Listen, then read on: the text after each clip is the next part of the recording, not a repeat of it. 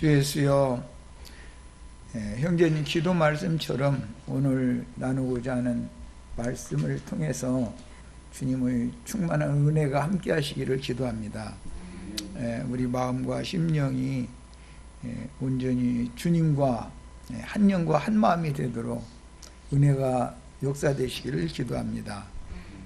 또 여러 곳에서 인터넷상으로 말씀을 들을 수밖에 없는 처지에 있는 사랑하는 지체들 모두 심령과 마음도 주님이 주장하시고 같은 영과 같은 마음으로 한 길을 달려갈 수 있도록 격려하시고 부추겨주는 말씀을 선포하시고 증거해 주시기를 주의 이름으로 기도합니다. 아멘. 자, 오늘은 이제 마태복음 25장 많은 분들이 많이 읽고 교회에서 설교도 참 많이 하는 단락 마태복음 25장 첫 단락 1절에서 13절까지 내가 한 절 읽고 우리 지체들이 한 절 읽고 또박또박 정신을 들여서 읽고 이 말씀을 상고하도록 하겠습니다. 그때 천국은 마치 등을 들고 신랑을 맞으러 나간 10 처녀와 같다 하리니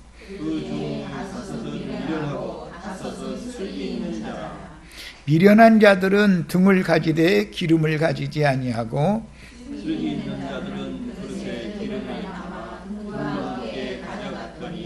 신랑이 더디움으로 다 주울며 잘세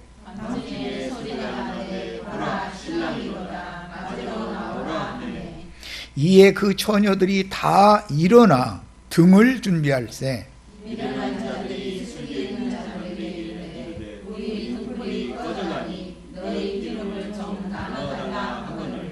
슬기 있는 자들이 대답하여 이르되 우리와 너희가 쓰기에 다 부족할까 하노니 차라리 파는 자들에게 가서 너희 쓸 것을 사라 하니 그들이 살아간 사이에 신랑이 오므로 준비하였던 자들은 함께 혼인장에 들어가고 문은 닫힌지라. 그 후에 남은 처녀들이 와서 이르되 주여 주여 우리에게 열어주소서. 대답하여 이르되 진실로 너희에게 이르노니 내가 너희를 알지 못하노라 하였느니라. 그런즉 깨어있으라. 너희는 그 날과 그 때를 알지 못하느니라. 아멘. 아멘. 오늘 말씀과 같이 그날에 주님께서 내가 너를 아노라 나와 함께 영광의 성에 들어가자, 이런 반가운 말씀, 축복의 말씀이 우리 형제 자매님들에게 응하고 임할 수 있도록 오늘 말씀을 나누는 가운데에서 진리의 지식을 충만하게 장배하는 축복의 시간이 되기를 바랍니다. 자료 말씀으로 들어가겠습니다. 주 안에서 자는 자들과 이생의 교회에서 매를 갈며 신랑을 기다리던 10 처녀 비유입니다. 우리가 읽은 마태복음 25장 1절에서 13절 이 단락 말씀은 많은 설교도 많이 들었을 거고 많이 읽어봐서 그 내용에 대해서는 보편적으로 많이 익숙한 그런 단락 말씀입니다.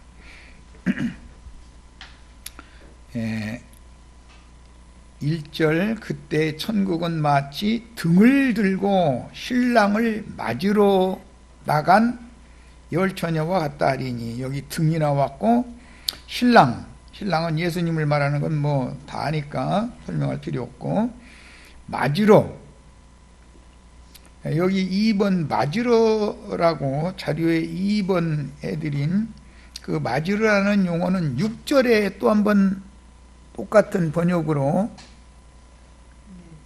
보라 신랑이로다 맞으러 나오라 이렇게 돼 있죠. 그런데 1절에 나오는 그 맞으러라는 용어와 6절에 나오는 맞으러라는 용어는 한글 번역에는 같이 할 수밖에 없는 그런 용어지만 단어 자체가 다르다라는 걸 특히 잘 알고 계셔야 됩니다. 그 다음에 열처녀 이야기인데 현재 있던 위치에서 나갔다라는 것이 굉장히 중요한 말입니다. 여기 간단하게 그냥 나간 열처녀 이렇게 하니까 어느 곳에 있다가 어느 곳으로 나갔다 지금 그 말이잖아요. 그러니까 이건 너무너무 중요한 말이에요. 그런데 세속교계에서 뭐 설교를 뭐 많이 들어도 이게 무슨 의미인지를 지금 모르고 있는 거예요. 여기서는 뭐 제일 중요하다고 말할 수 있어요. 이 25장 1절 중에서는 나갔다라는 거예요. 신랑을 맞으러 나간 거예요. 그러면 현재 있던 위치에서 신랑이 오시는 곳으로 나간 거잖아요, 지금. 그 다음에 그 중에 5은 미련하고 5은 슬기 있는지라. 미련한 자들은 등을 가지되 기름은 갖지 아니하였다. 여기 나오는 이 기름이라고 하는 것은 등유, 하나님의 성소에 7 등대를 밝히는 기름을 말하는 거예요. 불을 밝히는 기름이에요. 사람의 몸에 붓는 관유라고 하는 기름과는 다른 기름이죠. 그러니까 불을 밝히는 데 사용하는 기름이에요. 여기서 말하는 이 기름이라는 것은 진리 지식을 말하는 거예요. 진리의 지식. 그러니까 교회 생활을 모임에 열심히 참석해야 되고 말씀을 계속 반복해서 들어야 되는 것은 기름을 준비하기 위해서 그러는 거예요. 진리의 지식이 없으면 즉 세상에서는 뭐 하다가 미천이 떨어졌다, 바닥이 드러난다 이렇게 표현을 하죠. 그렇게 되면 안 된다 이거예요. 누가 진리 전쟁을 해보면은 본인이 느끼죠. 내 기름이 충분히 저장이 돼 있는 사람인지 기름 준비가 덜 돼 있어 가지고 내가 지금 딸리는지 바닥이 지금 점점 드러나고 있는지 본인이 알죠. 이건 영의 문제지만 본인은 다 알고 있는 거예요. 여기 이제 신랑이 오시는 문제는 계시록 마지막에 주님은 새벽에 새날을 열로 즉 천지를 개벽하러 새하늘과 새 땅을 실현하러 오시기 때문에 광명한 새벽별로 오시는 거예요. 기독교가 생각하는 주님의 오심이라고 하는 것은 공중 구름 타고 2000년 전에 예수님이 이렇게 천사들 앞세워서 이렇게 올 거라 이렇게 기다리고 있지만 그게 아니고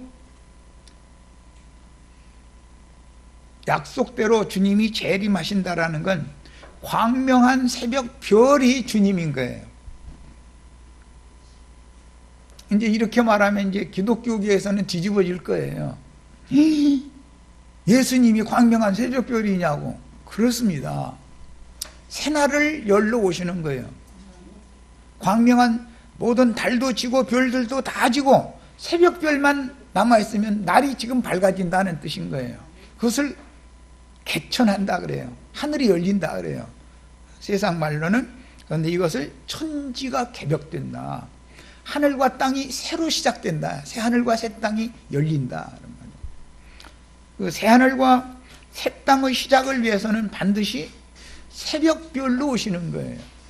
그러니까 나가는데 새벽 별이 떠오르는 그곳으로 가야지 아무데나 신랑 맞으러 나갔다고 오밤중에 헤매고 다니면 안 되죠.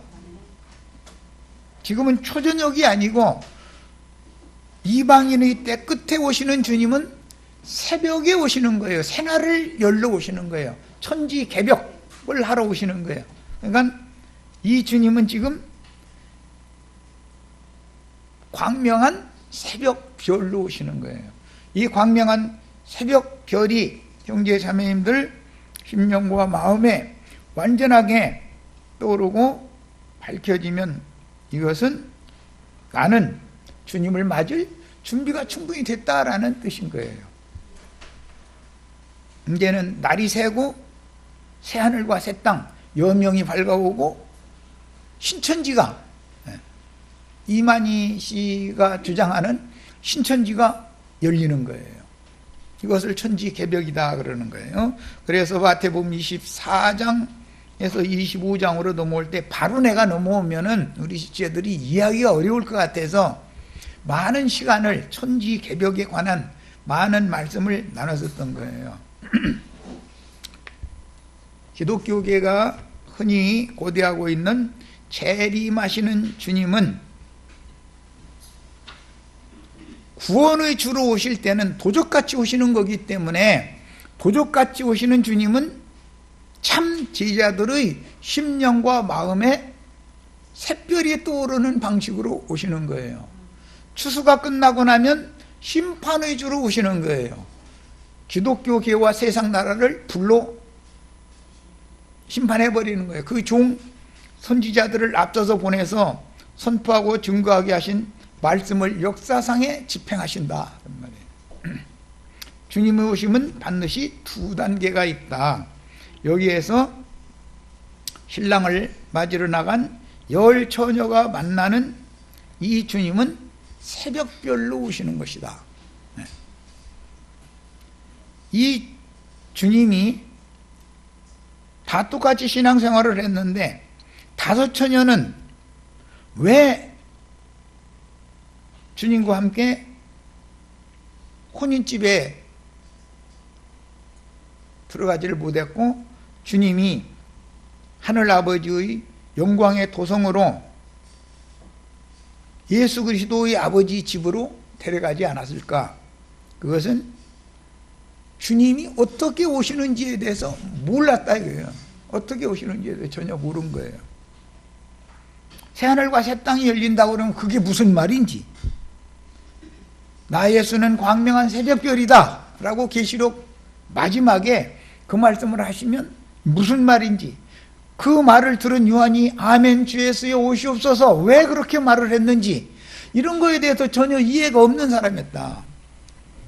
그것은 무슨 뜻이냐? 진리의 가르침이 너무 결여되어 있고 진리 지식이 없었다. 그럼 준비를 할 수가 없는 거예요. 말세 예언에 대해서 너무 무지한 거죠. 하나님의 경륜에 대해서 너무 무지한 거예요.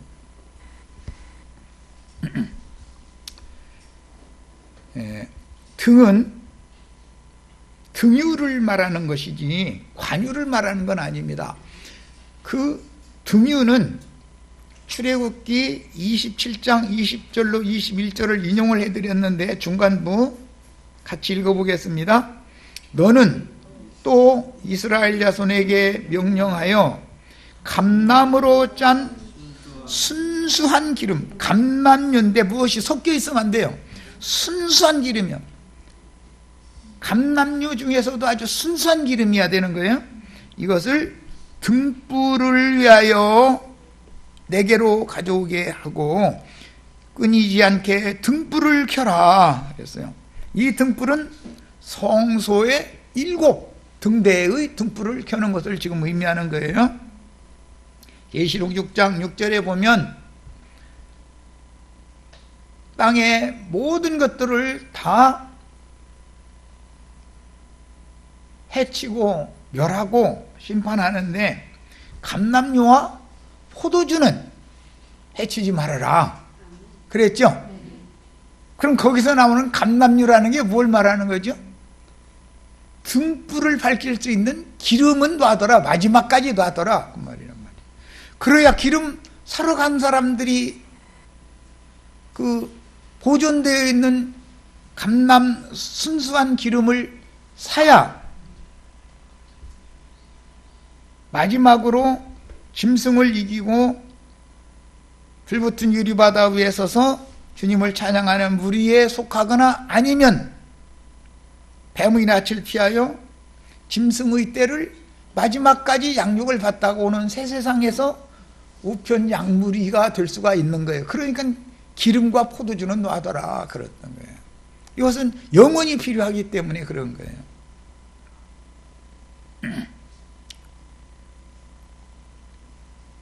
오늘 말씀하시는 이 기름은 등에 불을 밝히는 기름이다. 등유다 이거야. 뭐냐? 감나무로 짠 순수한 기름이다. 이 말씀이 스가랴서에서 재인용될 때는 금기름이다고 했죠. 금으로 되어 있는 기름은 없잖아요. 금가루 섞었다는 뜻도 아닐 것이고 금물 몇 개 했다는 말도 아닐 거니까 금기름, 이 기름은 감나무로 짠 순수한 기름으로서 등불을, 성소의 등불을 밝히기 위해서 하나님이 성소에 가져오라고 명령하신 등유를 말하는 거예요. 기름은 여러 종류가 있죠. 화장품으로 사용하는 기름도 있을 것이고, 그 다음에 사람에게 부어서 왕이나 제사장이나 선지자로 세우기 위하여 만든, 향료를 섞어서 만든 이 감람 기름에다가 향료를 섞어서 만든 게 관유라고 그러죠. 그건 전제제사, 관제제사를 드릴 때 붓는 거잖아요. 특히 왕과 제사장과 선지자를 위임할 때는 관유를 부어요. 그러나 본문에서 말하는 기름은 불키기 위한 기름이기 때문에, 등유를 말하기 때문에 이 이름은 향품을 섞은 기름이 아니고 감나무로 짠 순수한 기름이기 때문에 이것은 진리 말씀이라도 이것저것이 섞어져 있는 것이면 안 된다 그런 말이야. 아주 순수한 진리여야 된다 그런 말이야. 우리 지체들도 그래서 이런 말씀에 대해서 이해를 잘 하셔야 되겠고, 바울 사도가 어떤 사람들이 진리 말씀을 가르치지만 또 누구는 그런 사람들한테 가서 일생을 다하도록까지 평생토록 가르침을 받지만 누구는 마침내 진리의 지식에 이르지 못한다 그랬어요. 우리는 진리의 지식에 이르기를 바라요. 하나님은 모든 사람이 구원을 받으며 진리를 아는 데 이르기를 원하시는 분이에요. 주님께서 마지막 심판 때에서 심판하실 때는 로마서 2장에 뭐라고 되냐면 진리대로 판단한다 이랬어요. 진리를 모르면 그리스도 심판 때를 통과할 수 없다 그 말이죠. 그러니까 등에 불을 밝히는 기름을 별도의 그릇에 등만 가져가지 말고 그릇에 등유 기름도 가지고 가라. 주님을 만나려면 이렇게 말한 것은 진리 지식이 풍성하게 거하는 상태로 그날을 맞이해야 된다 그런 말이다. 어떤 자들은 진리 말씀에 다른 교훈들을 섞어서 하나님의 말씀, 진리의 말씀을 혼잡하게 가르치지만 바울 사도가 말할 때 나는 하나님의 말씀을 순전하게 가르친다. 그게 무슨 뜻이냐? 섞인 것이 없는 맑은 감람 기름을 너에게 붓는다 그 말이란 말이에요. 그게 금기름을 붓는 사역에 썼던 거예요. 우리 사이트 이름이 금기름 붓는 집이고 여기 들어오다 보면 금기름 붓는 집이라고 이렇게 써붙여가지고 사람들이 쳐다봐도 저기 뭔 소리인지를 지금 모르고 있단 말이에요. 금기름이 부어져야만 그 금기름을 가지고 팔아서 극한 기근의 때를 만났을 때 빚도 갚고 모든 인간사에서 인생을 살면서 보면 원치 않는 범죄들과 흠결들과 허물들이 있기 때문에 빚을 갚아야 된다 이거예요. 지난주에는 예수의 십자가에서 단번에 다 사면을 받았지만 그 후로 인생을 살면서 범한 빚들은 무슨 재주로 갚을 거냐 이거예요. 무슨 재주로. 진리 말씀을 받아서 기름 부음을 받아서 진리 말씀을 가지고 나가서 장사를 해서 그걸 팔아서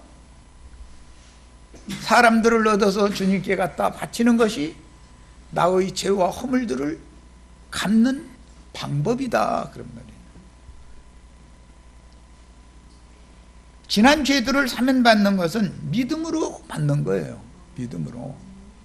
그러나 지난 죄들을 사면받은 이후에 원치 않게 범한 많은 범과들과 흠결들과 허물들은 무슨 죄로 갚을 거냐 이거예요. 빚은 갚아야 되잖아요. 기름을 팔아서 갚는 거다. 기름을 부어준 선지자가 과부집 과부와 자식들에게 하신 말씀이요. 이 기름을 팔아서 빚도 갚고 그것으로 생활을 해라. 기름이 없으면 빚 갚을 방법이 없고 살 방법이 없는 거죠. 그럼 무슨 뜻이에요? 진리의 지식이 없으면 영원히 살 방법이 없는 거예요. 영혼이 지은 범과는 기름이 없으면, 팔 수 있는 여분의 기름이 없으면 지난 죄과를 단번에 사면받은 이후에 저지른 범과와 흠결과 허물들에 대해서는 갚을 방법이 없는 거예요. 부음을 받아서 나가서 기름 장사를 하셔야 돼요.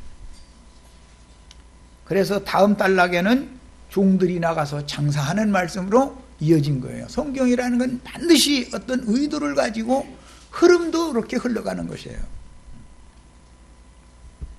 우리 형제 자매님들은 다 지혜롭고 충성된 종들이 되어서 기름을 먼저 충분히 그릇에 준비해야 될 뿐 아니라 여분의 그릇들에다가 그릇들을 많이 빌려올 줄 알아야 되고 기름 장사를 잘할 줄 알아야 돼. 그것이 성경이 말하는 내가 정결케 되는 방법이야. 종교적인 방법으로는 절대 구원받지 못한다. 하나님의 말씀대로 판단은 최후 판단은 진리대로 되는 거예요. 진리대로. 진리를 알아야 돼. 그래서 야, 등은 성령으로 거듭난 사람의 신앙 양심이 중심 기능인 영을 의미하는 것이다. 사람의 심령은 여호와의 등불이다. 이렇게 한글 번역인 번역을 해놨죠. 잠언서 20장 27절. 그러나 사람의 영은 여호와의 등이다 란 말이에요. 여호와의 등. 그래서 여기 나오는 말씀은 잠언서에서 이게 인용한 말씀이에요. 등은 잔이 있죠. 등잔. 옛날 호롱불 켜보셨기 때문에 아실 거예요. 그 등잔에는 등잔 꼭지가 있고 등잔 안에 기름이 있고 심지를 끼워서 연결을 해서 심지가 기름을 빨아올려서 불을 밝히는 거예요.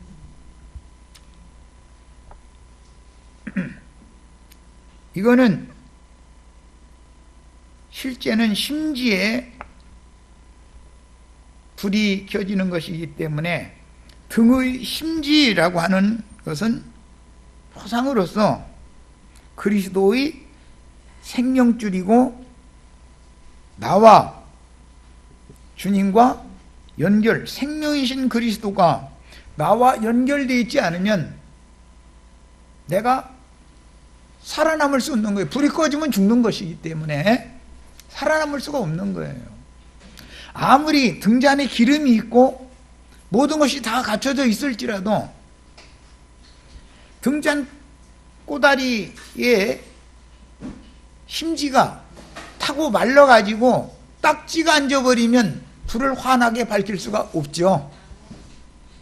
그것은 주님의 성령과 나의 심령 간에 교통이 원활하지 못하게 막는 뭔가가 딱지가 낀 것은 세상 사고의 육적인 생각과 세상 사고가 그것을 가로막는다면 그 사람은 좋은 신앙, 불이 깜빡깜빡 꺼지려고 하는 신앙이 될 수밖에 없는 것이다. 오늘 말씀에는 다 졸며 잘세 그랬어요. 잔다는 건 죽었다 이런 거예요. 죽었다. 준다는 건 지금 불이 꺼져간다 이거예요. 우리 부모님이 마지막 숨을 거두실 때 등불이 지금 깜빡깜빡깜빡 하는 거죠. 그러다가 아주 힘없이 탁 꺼져버리는 거예요. 그것은 수완이 다 됐기 때문에 그런 거잖아요. 마찬가지 영적 생명도 이렇게 비유를 해서 설명을 하는 것이다.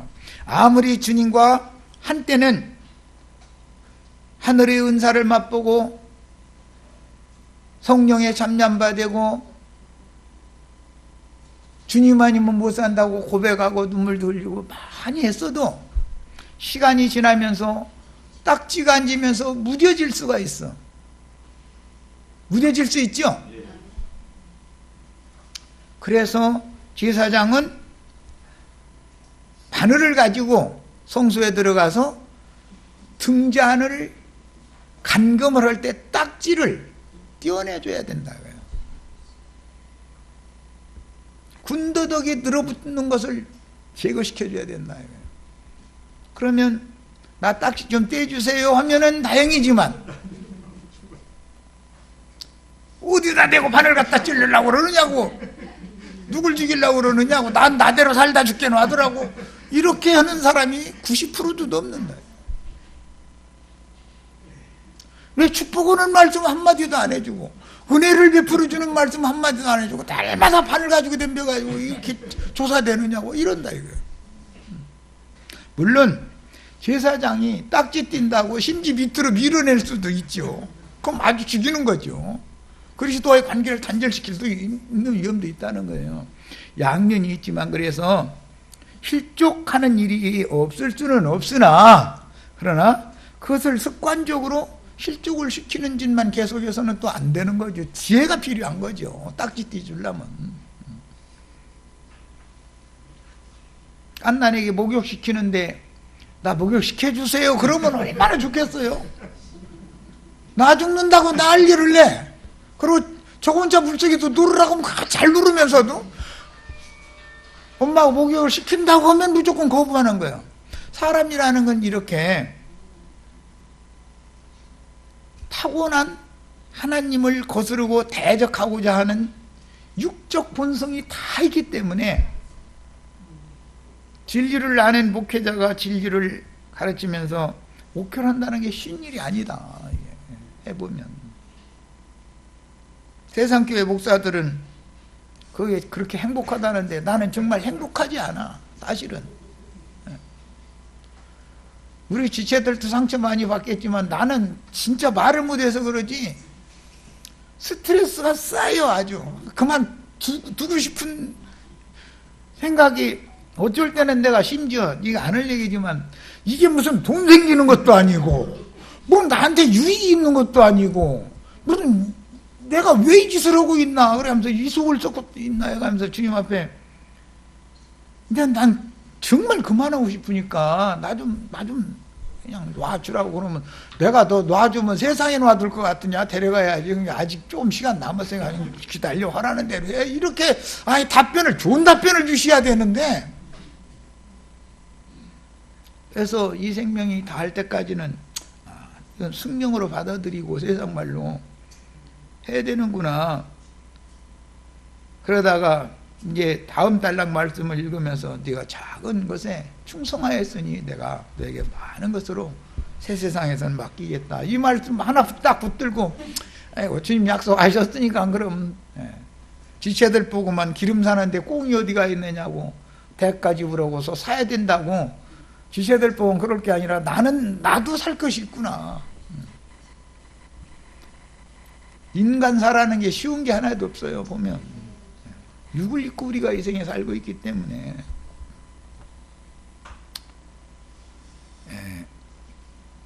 그리스도의 성령과 나의 심령 사이에 성령의 교통이 원활하지 않으면 사람은 시간이 지날수록 한때는 그렇게 눈물도 흐르고 주님 하고 부르면 눈물도 흘리고 가슴이 뜨거워지고, 그러면서 주님 없으면 못 살 것 같아서 내가 주님 앞에서 남은 생에는 충성하겠노라고 다짐도 하고 누가 시키지 않는데 맹세까지 하고 다 그래 놓고 나서는 시간 지나면은 무뎌진다 이거예요. 인간이라는 게.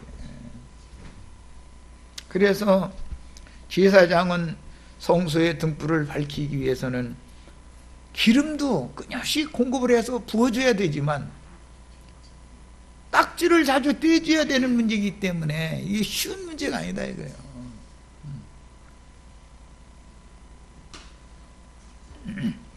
그 다음에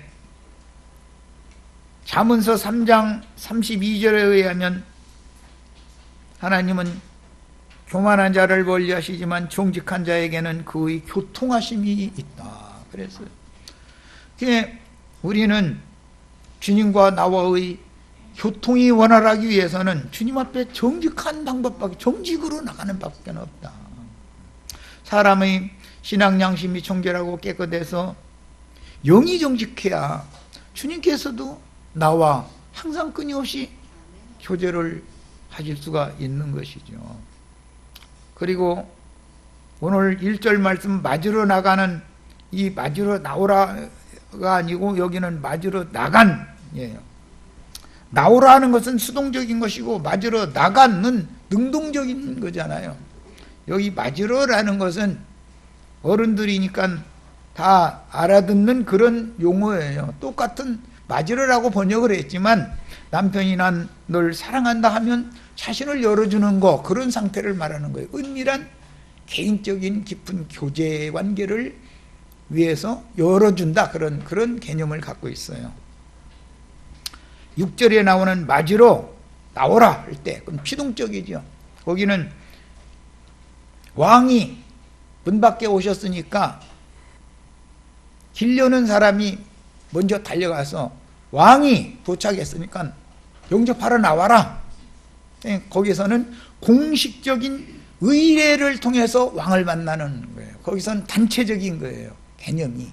이 문자적인 개념을 잘 아시기를 바라요. 우리는 항상 은밀한 주님과의 관계도 항상 유지를 해야 되고, 단체적으로 주님이 공식적으로 오시는 것은 단체 모임에 오신단 말이에요. 모임에. 개인적으로 오는 것만 있는 건 아니다. 주님께서 당신의 집인 교회를 세우시고 주님이 먼 나라에 가서 왕위를 받으러 가셨는데 생각지 않은 시간, 알지 못하는 때에 주님이 갑자기 당도하셔가지고 짐이 왔노라 이렇게 말씀을 하시는 것은 계시록에서는 라오디게아 교회에게 문을 열라고 문을 두드린다, 그렇게 표현을 했어요. 거기서는 단체적인 개념인 거예요. 교회에 오신 것을 말한 것이기 때문에. 그래서 성경을 추구할 때는 항상 개인적인 것도 추구해야 되지만 단체적인 것을 추구, 양면을 균형을 잘 맞춰서 추구를 해야 되는 것이다. 왜? 기름은 개인에게 붓는 것이 아니에요. 개인에게 붓는 것은 교회라고 하는 단체 내에서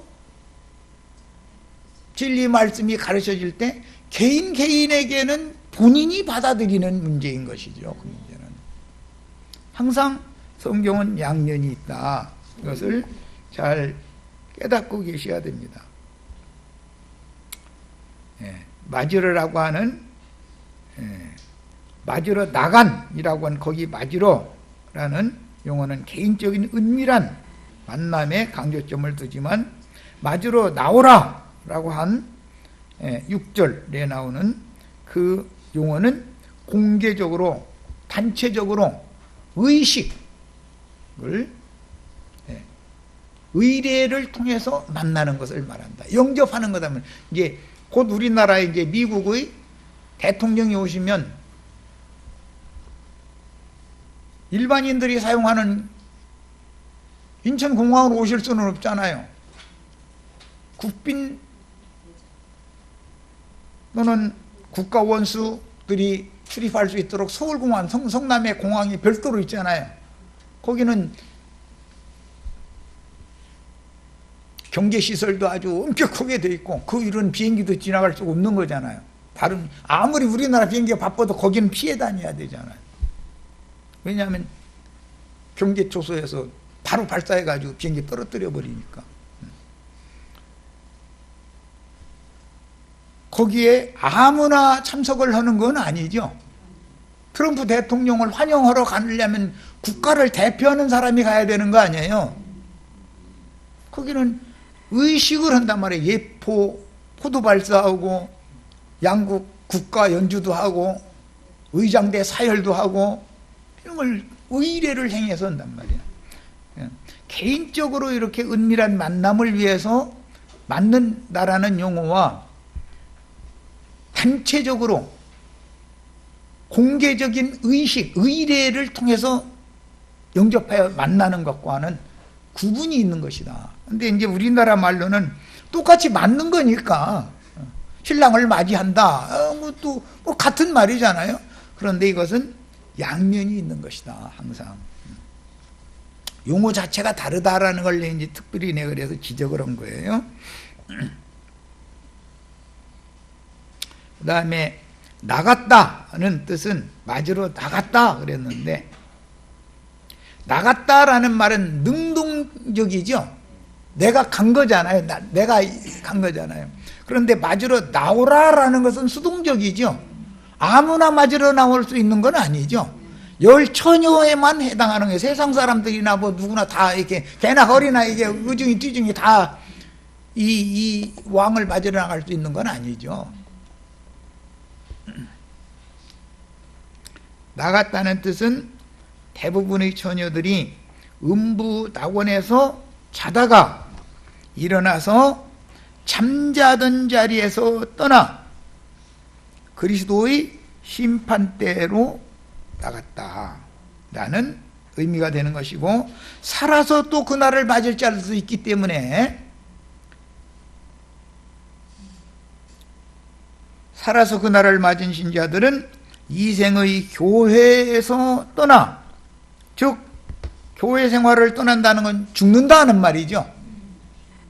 떠나 영혼이 육의 몸을 떠나 그리스도 심판대에 서게 되었다는 뜻이므로 신랑은 반드시 그 영과 신부가 오라고 초대하여 값없이 생명수를 받으라고 외치신 후사들의 모임으로 일단 세상 교계에서 지팡이 갈대로 청량을 받아서 이방인들의 뜰에만 늘 왔다 갔다 하는 그런 사람들이 아니고, 제단과 성소에 들어가서 신약의 예수님이 원하시는 제사를 드리는 그런 예배를 하는 교회 모임에, 즉 하늘에 기록한 장자들의 총회에 참여하는 교회 모임에 분별되어져야 되는 것이다. 그렇지 않으면 등을 준비할 수 없다 이거예요. 세상 교계가 그럼 진리를 안 가르치느냐? 진리를 가르치는데 순수한 기름이 아니라 이게 섞였다 이거예요. 거기에 찍기 뭐 이런 것이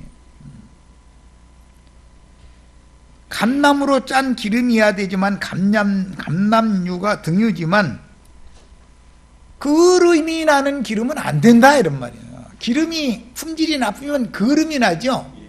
금방 얻어지죠. 정제되고 정제된 순수한 기름은 그름이 안 나요. 그래서 실험실에서 사용하는 알코올 기름 이런 것은 그름이 안 나잖아요. 거기에서는 고급 기름이기 때문에, 아주 정제된 불순물이 전혀 없는 그런 기름이기 때문에, 공군이 사용하는 기름, 항공기가 사용하는 기름은 농촌에서 트랙터 운전하는 데 사용하는 그런 기름과는 전혀 다른 기름이죠. 비행기가 떴는데 기름이 불순물이 섞여가지고 노즐이라고 하는 그 분사기가 막혀버렸어. 그럼 비행기가 떨어지면 거기 탄 사람 다 죽어야 되잖아요. 거기서는 절대로 아주 최고 비싼 기름을 그래도 그걸 써야 된다 이거예요. 막히면 안 되니까. 엔진이 서버리면 안 되잖아요. 만에 하나라고 해서 10,000번 중에 한 번이라도 그런 사건이 생기면 거기 탄 사람 300~400명이 다 죽어버리는 거 아니에요.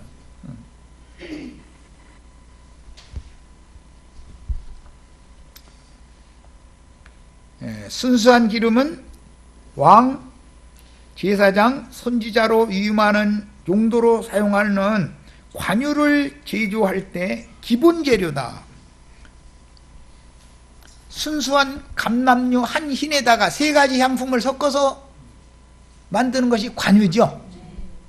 관유는 사람에게 붓기 위한 거예요. 그러나 등유는 불을 밝히기 위한 거예요. 불을 밝히기 위한 거예요. 관유는 구속을 이루신 예수 그리스도의 성령 그 영을 의미하는 말이지만,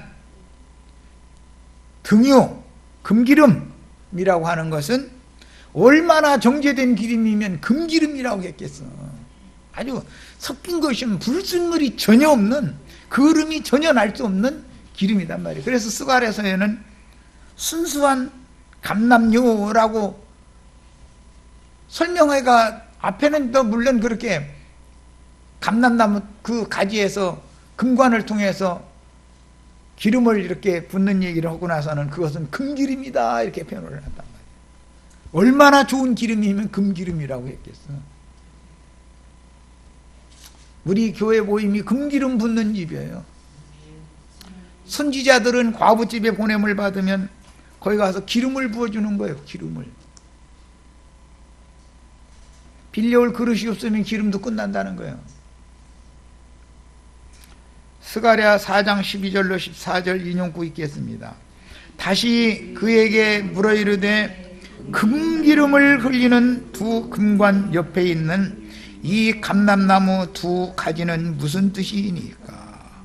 계시록 11장에 나오는 두 증인에 대한 예언이죠. 그런데 그 두 증인의 입에서 뭐가 나와요? 금기름이 나오죠. 금기름이. 음료 교회 7 머리들 입에서도 기름이 나오긴 나와요. 그런데 거기에서는 섞인 기름이 나온다. 섞인 기름. 뭐가 섞이냐?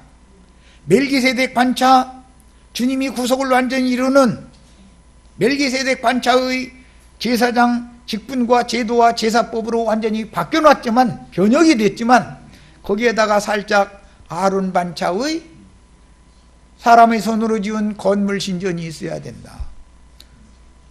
자신들은 레위지파 사람들이고 목사들은 제사장들이다. 여러분은 평신도고 레위인들은 헌금과 11조를 받아서 살아야지 세상에 나가서 이러면 안 된다. 이런 걸 다 섞죠. 그럼 섞은 것이 더 진짜로 믿어지죠. 순수한 기름을 받아야 된다 그러면은 아이 그 이단이더만. 아니 건물 큰 건물 신전이 없으면은 어디에 보이느냐 이러고 따지고, 목사님이 없는 데서 예배하면은 그거는 굉장히 위험 소지가 많은 사람들이고 그 예배는 하나님 받지도 않는다 이러고. 11조와 헌물이라는 것은 모두 당신의 영혼과 몸을 단번에 드린 예수 그리스도가 하나님이 받으시는 예물이요 11조요. 11조라는 것은 거제 제물이죠. 승천하신 그리스도가 거제 제물이잖아요. 하나님은 오직 십자가에서 구속을 이루시고 장사되시고 부활 승천하신 그분만을 제물로 받으신다라고 가르치면 그것도 그렇지만 하고 세상의 돈도 받으신다 이렇게 갖다 섞는다 이거예요. 너무너무 그럴싸한 말로 섞어요. 우리는 정죄된 기름, 순수한 기름을 별도의 그릇에 준비를 해야만 그날에 주님을 맞을 수 있다. 이상이 밝아지시길 바랍니다. 첫 시간 여기까지 해서 마칩니다.